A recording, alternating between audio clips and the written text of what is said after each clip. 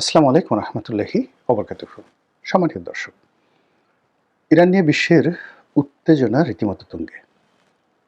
তৃতীয় বিশ্বযুদ্ধ বেঁধে যাওয়ার সম্ভাবনা, মধ্যপ্রাচ্য তছনছ হয়ে যাওয়ার আশঙ্কা। ইরানের যে বর্তমান বিপ্লবী সরকার রয়েছে তাদের অস্তিত্ব হুমকির মুখে, এবং অ্যাট দ্য সেম টাইম যদি সেই ঘটনাটা ঘটে, অর্থাৎ ইরানের উপর যদি আক্রমণ চালানো হয় এবং এই বিপ্লবী সরকারকে যদি হটিয়ে দেওয়া হয়, ইরান তার সর্বশক্তি ইসরায়েলের উপর প্রয়োগ করবে, এবং সেক্ষেত্রে ইসরায়েলের যে নামগন্ধ পৃথিবীর মানচিত্র থেকে মুছে যাবে। রোমানরা যখন সেই চতুর্থ পিউনিকের যুদ্ধের পর পৃথিবীর মানচিত্র থেকে একেবারে কার্থেস নগরীকে ধুয়ে মুছে সাফ করে দিয়েছিল, কোনো অস্তিত্ব ছিল না, ইসরায়েলের অবস্থা তেমনি হবে। একইভাবে চেঙ্গিস খান তার জমানাতে মধ্য এশিয়ার খাওরেজাম ডাইনেস্টির সাম্রাজ্যের যে রাজধানী গুরগাঁও, এই গুরগাঁও তখন পৃথিবীর ১ নম্বর কসমোপলিটন শহর ছিল, আজকের নিউ ইয়র্ক বা টোকিওর মতো। পুরো শহরটিকে তিনি মাটির সঙ্গে এমনভাবে মিশিয়ে দিয়েছেন যে এখন পর্যন্ত খুঁজে পাওয়া যাচ্ছে না গুরগাঁও কোথাও ছিল। অর্থাৎ সেই গুরগাঁওকে কেন্দ্র করে চারিদিকে, শহরের চারিদিকে ওয়াল ছিল। ধরুন ঢাকা শহরের চারিদিকে গ্রেট ওয়াল, সেই ওয়ালের দৈর্ঘ্য এমন ছিল যে ১২টি ঘোড়া পাশাপাশি সেখান থেকে যেতে পারত, এবং সেটার যে উচ্চতা কত ফিট ছিল সেটা এখনকার যে চায়নার যে গ্রেট ওয়াল, এটাকে দেখলে বুঝতে পারবেন যে এর চেয়েও তাদের উচ্চতা বেশি ছিল। এমনকি কনস্টান্টিনোপলের যে ওয়াল ছিল, সেই ওয়ালের চাইতেও গুরগাঁয়ের ওয়াল বড় ছিল। সেই ওয়াল ভেঙে তছনছ করে দিয়ে চেঙ্গিস খান সেই গুরগাঁও দখল করেছিল। তো সেক্ষেত্রে মানে এই যে জেরুজালেম যে নগরীটি, বা হাইফা বা তেল আবিব, বা এখন যে ইসরায়েল রাষ্ট্র, এটা এত ছোট, ইরানের তেহরানের চেয়ে ছোট।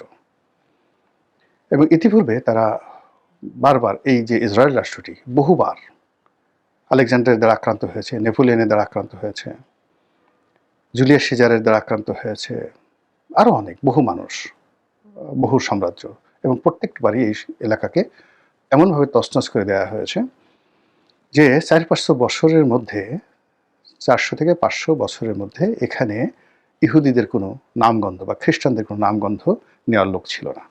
এরকম ঘটনা ঘটেছে। এখন ঠিক ইরান যখন দেখবে যে তার অস্তিত্ব দেয়ালে পিঠ থেকে গেছে, তখন মানে তার যে বিরাট সৈন্য সামন্ত যা কিছু আছে, স্থল যুদ্ধ, এটা কোনো অবস্থাতেই সামাল দেওয়া সম্ভব নয়। সে যদি সোজা মার্চ করে, মানে এটা যে কী একটা অবস্থা হবে, এটা আমি কল্পনাই করতে পারি না। আমি যতটুকু লেখাপড়া করেছি সেই লেখাপড়া দিয়ে পারস্য উপসাগর, যেটিকে বলা হয় শাতিল আরব, সেই শাতিল আরব, এরপর হরমুজ প্রণালী, রেড সি, লোহিত সাগর, পুরো এলাকা রক্তে সয়লাভ হয়ে যাবে। এবং তাদের যে সকল প্রক্সি ওয়ারের যে সকল জায়গাগুলো তারা ইতিমধ্যে, যাকে বলে তারা গত সেই ৩০-৪০ বছর যাবৎ যারা গড়ে তুলেছে, সেটা প্যালেস্টাইন, পশ্চিম তীর, এর বাইরে জর্ডান তারা দখল করে ফেলবে। সব মিলিয়ে মানে যে ইরানের যে অবস্থা, সেই অবস্থাটা আমেরিকা হয়তো বুঝতে পেরেছে। বুঝতে পারার কারণে আমি আজকে যে ভিডিওটা করছি, সেই ভিডিওতে মনে হচ্ছে যে আমেরিকা এই মুহূর্তে ইরান আক্রমণ করতে চাচ্ছে না। তারা একটা নেগোসিয়েশন করছে। এটা ডোনাল্ড ট্রাম্প একটা, যাকে বলা হয়, শর্তযুক্ত কথা বলেছে যে আমরা খবর নিয়ে জেনেছি যে ইরান তাদের দেশে যারা বিক্ষোভকারী তাদেরকে মৃত্যুদণ্ড দেবে না, কাজেই এই মুহূর্তে ইরান আক্রমণ করার প্রয়োজন নেই। অন্যদিকে সৌদি আরব যেটা বলার চেষ্টা করেছে যে তারা আমেরিকাকে অনুমতি দেবে না তাদের ভূমি ব্যবহার করে ইরানে আক্রমণ চালানোর জন্য। এরকম নানা কথাবার্তা হচ্ছে। কাজেই যুদ্ধ, অর্থাৎ আমেরিকা আবার ইরান আক্রমণ করবে, এটা আপাতত বন্ধ হলেও ভবিষ্যতের জন্য বন্ধ হয়নি। আপনাদের মনে আছে যে গতবার যখন আমেরিকা ইরান আক্রমণ করেছিল, ঠিক সেই সময়টিতেও ডোনাল্ড ট্রাম্প বেশ কয়েকবার মানে এলোমেলো কথা বলেছিলেন যে না, ইরান আক্রমণ করবেন না। তিনি বরং ইসরায়েলকে হুমকি দিচ্ছিলেন একটা নেগোসিয়েশন করার জন্য, হামাসের সাথে একটা চুক্তি করার জন্য। সব মিলিয়ে মনে হচ্ছিল হবে না, কিন্তু শেষমেশ দেখা গেল যে ইসরায়েল আক্রমণ করেছে আর আমেরিকাও আক্রমণ করেছে। কিন্তু আমেরিকা যেভাবে আত্মবিশ্বাস নিয়ে আক্রমণ করেছিল, তাদের পরমাণু কেন্দ্রগুলো ধ্বংস করার কথা তারা বলেছিল, বাস্তবে তার ১০ ভাগের ১ ভাগও হয়নি। অন্যদিকে ইসরায়েল প্রথম কয়েকটা আক্রমণ খুব স্ট্রংলি করেছিল, কিন্তু পরবর্তীতে তাদের গোলাবারুদ শেষ হয়ে গেছিলো, এমনকি আমেরিকার গোলাবারুদ শেষ হয়ে গেছিলো। কিন্তু যেভাবে ইরান আক্রমণ চালাচ্ছিল কন্টিনিউয়াসলি, যদি ইসরায়েলের পক্ষ থেকে আমেরিকার পক্ষ থেকে যদি বন্ধুত্বের আহ্বান না হতো এবং সেখানে যদি অন্যান্য আরব দেশগুলো ইরানকে কনভিন্স না করতো, তাহলে সেই যুদ্ধের পরিণতি কোথায় গিয়ে থামতো বলা যাচ্ছে না। তো এখন আমেরিকা যেটা ওই আগের যে অপমান, বিগত যুদ্ধের যে অপমান বহুবার, অর্থাৎ আমেরিকা ইরানের দ্বারা অন্তত 100 বার গত 40 বছরে অপমানিত হয়েছে, লাঞ্ছিত হয়েছে, তারপরে শেষে তারা অর্থনৈতিকভাবে ক্ষতিগ্রস্ত হয়েছে এবং ক্ষেত্র বিশেষে 2 গালে চপেটাঘাত হয়েছে। ইতিপূর্বে তারা যখন ইরানের বিপ্লব হলো আয়াতুল্লাহ রুহুল খামিনি জামানাতে, তখন ছাত্ররা, তেহরান বিশ্ববিদ্যালয়ের ছাত্ররা সেই মার্কিন দূতাবাস আক্রমণ করে সেই দূতাবাসের কর্মকর্তাদেরকে তারা জিম্মি করলো। এই জিম্মি থেকে উদ্ধার করার জন্য তারা তাদের যে বাহিনী প্রেরণ করেছিল, যে যুদ্ধ প্রচেষ্টা চলেছিল, যে গেরিলা যুদ্ধ করার চেষ্টা করেছিল, বা যে প্যারাট্রুপার দিয়ে তারা সেই আমেরিকান যারা হোস্টেজ ছিলেন তাদেরকে উদ্ধারের পরিকল্পনা করেছিলেন, সেটা এতটা ব্যর্থ হলো যার ফলে আমেরিকা ইরান সরকারের যে টাকা ফ্রিজ করে রেখেছিল সেই টাকা ফেরত দেওয়া ছাড়াও ক্ষতিপূরণ হিসেবে তারা একটা বিরাট অঙ্কের টাকা ইরানকে দিয়েছিল, যেটা ইতিহাসে কন্ট্রা কেলেঙ্কারি হিসেবে অভিহিত। তো কাজেই ইরান এমন একটা রাষ্ট্র, সেই রাষ্ট্রকে ইতিহাসে কেউ কখনো দমিয়ে রাখতে পারেনি। আলেকজান্ডার এখানে বেশ কয়েক বছর ছিলেন, তো তিনি যুদ্ধ করেছেন এবং যে বিখ্যাত গাউগে মেলার যুদ্ধ, সেই যুদ্ধে তৃতীয় দারায়ুসকে তিনি পরাজিত করেছিলেন ওই পর্যন্ত। কিন্তু তিনি সেখানে শাসন ক্ষমতা প্রতিষ্ঠিত করতে পারেননি, উল্টো ইরানের যে রাজধানী ছিল তখন, পারস্যের রাজধানী পার্সিপলি, সেটি জ্বালিয়ে দিয়েছিলেন। এটা আলেকজান্ডারের মতো একজন বীরের জীবনের সবচেয়ে একটা কলঙ্কিত ইতিহাস। এবং তিনি মদ্যপ হয়ে, মদ পান করে মদ্যপ অবস্থায় এই শহরটিকে জ্বালিয়ে দিয়েছিলেন। এবং তখন পার্সিপলিস আলেকজান্ডারের জামানাতে সারা দুনিয়ার 1 নম্বর শহর ছিল। এখন আপনি গিয়ে দেখবেন সেই পার্সিপলিসের স্ট্রাকচারগুলো রয়ে গেছে। তো তারপর তিনি সেখানে থাকেননি, তিনি ইরান থেকে দ্রুত মিশরে চলে এসেছিলেন, মিশর জয় করেছিলেন এবং মিশর থেকে জেরুজালেম। এরপর আসলে হালাকু খান ইরান জয় করেছিলেন, বাগদাদের পরে ইরান জয় করেছিলেন, এবং কিছুদিন পরে দেখা গেল তিনি নিজেই সেই ইরানিয়ান হয়ে গিয়েছিলেন, মুসলমান হয়ে গিয়েছিলেন। তার পরবর্তী বংশধর যারা, এবং তারাই পারস্যের বিখ্যাত ইলখানি বংশ। আরবরা ইরান জয় করেছিল, কিন্তু এটি আরবদের জন্য খুব লাভ হয়নি। মানে এটা খলিফা ওমর রাদিয়াল্লাহু তাআলা আনহুর জামানাতে হযরত আবু উবায়দা ইবনে জাররা রহমাতুল্লাহ আলাইহির তার নেতৃত্বে ইরান জয় করা হয়েছিল। কিন্তু এটা মুসলমানদের জীবনে অনেক দুর্ভোগ দুর্দশা সৃষ্টি হয়েছে। যারাই ইরানের সংস্কৃতির কাছে গিয়েছে, তার আরব সংস্কৃতি বাদ দিয়ে ইরানের সংস্কৃতি গ্রহণ করেছে।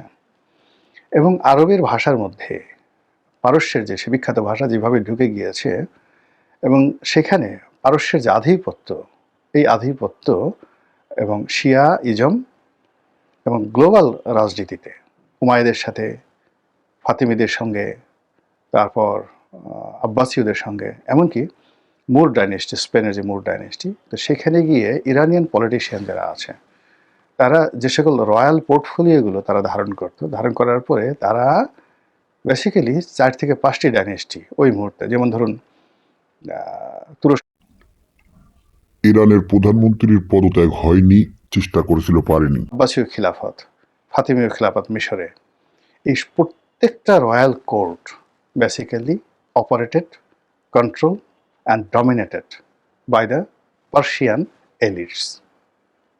এই হলো পারস্য। এবং একটা সময় দেখবেন যে ইরান, মানে ইরানের লোকজন যদি আমেরিকায় গিয়ে পড়ে, আমেরিকা আপনি মামদানির ঘটনায় দেখেন না কেন, নিউ ইয়র্কের সে মেয়র হয়ে গেল। তো এখন এইরকম অসংখ্য ঘটনা আপনি দেখেন। ক্রিস্টিয়ান আমানপুর, আমেরিকার সবচাইতে প্রভাবশালী সাংবাদিক, কোথাকার বাড়ি? ইরানিয়ান। এইভাবে আমেরিকা যে কি করছে, মানে তারা নিজেরাও বুঝতে পারে না। তো এই যে একটা যুদ্ধের যে দামামা, এই যুদ্ধটা আসলে শেষ পর্যন্ত হবে না। এবং ইরানের সঙ্গে আমেরিকা যুদ্ধ যদি করেও, তাতে ইরানের সাথে আমেরিকার ক্ষতি হবে অনেক অনেক বেশি। এটাই ইতিহাস। আর আমেরিকা এরকম একটা ভঙ্গুর রাষ্ট্র ব্যবস্থা, সাম্রাজ্য ব্যবস্থা, তারা বহুবার নিজেরা ভেঙে চুরে তছনছ হয়ে গিয়েছে তাদের এই স্বল্পকালীন ইতিহাসে। তাদের তো আসলে ইতিহাসই নেই। 500 বছরের ইতিহাস আপনি খুঁজে পাবেন না তাদের। মানে once upon a time they were slave. Just পুরো জাতিটাই ব্রিটেনের স্লেভ ছিল। তো সেখান থেকে যখন সেই স্লেভ জাতির কাছে ব্রিটেনের অভিজাতরা গেলেন মাইগ্রেট করে, এই জর্জ ওয়াশিংটনদের মতো লোক, অ্যাডাম স্মিথের মতো লোক, এরা সবাই কিন্তু ইংল্যান্ডের জমিদার পরিবার, ওখানে গিয়ে জমি টমি কিনে তারা যে রাজত্ব তৈরি করে ফেললো, এবং তারা যখন ইংল্যান্ডের বিরুদ্ধে বিদ্রোহ করলো, ঠিক সেই সময়টিতে আমেরিকা স্বাধীনতা লাভ করলো, এবং সেই স্বাধীনতার সময়টাতে আবার ফ্রান্স তাদেরকে সাহায্য করেছিল। তো এরকম একটা complex land of migration, migration ছাড়া আমেরিকাতে আসলে কোনো সফলতা নেই। তো এরকম একটা সংকর জাতি, সেই সংকর জাতি একটা হোমোজেনিয়াস জাতির সঙ্গে অন্তত 5,000 বছরের পুরনো একটি একেবারে হোমোজেনিয়াস, রক্তের দিক থেকে, শরীরের দিক থেকে, গায়ের রঙের দিক থেকে, সব দিক থেকে পৃথিবীর সবচেয়ে বড় হোমোজেনিয়াস জাতি। Even not China, even not German, it's a nation by named the Persian nation, the dynasty, the Persian dynasty. এই সমপরিমাণের, সমপর্যায়ের সংখ্যাধিক্য, ঐতিহ্য, ইতিহাস পৃথিবীর অন্য কোনো জাতিগোষ্ঠীর হয়নি। তো তাদের সঙ্গে যুদ্ধ করা একটা অসম্ভব একটা বিষয়। এবং এই যে আমেরিকা যে তোড়জোড় করছে, আলটিমেটলি এই তোড়জোড় যদি আর একটু বেশি মাত্রায় চলতে থাকে, আপনি দেখবেন যে শুধু আমেরিকা ক্ষতিগ্রস্ত হবে না, মধ্যপ্রাচ্য হবে না, অনেক দেশের মানচিত্র পাল্টে যাবে। এমনকি আমাদের দেশের যে অবস্থা, আমরাও খুব স্বস্তিতে থাকতে পারবো বলে মনে হচ্ছে না। মহান আল্লাহ আমাদের সবাইকে হেদায়েত দান করুন এবং হেফাজত করুন। আসসালামু আলাইকুম ওয়া রাহমাতুল্লাহি ওয়া বারাকাতুহু।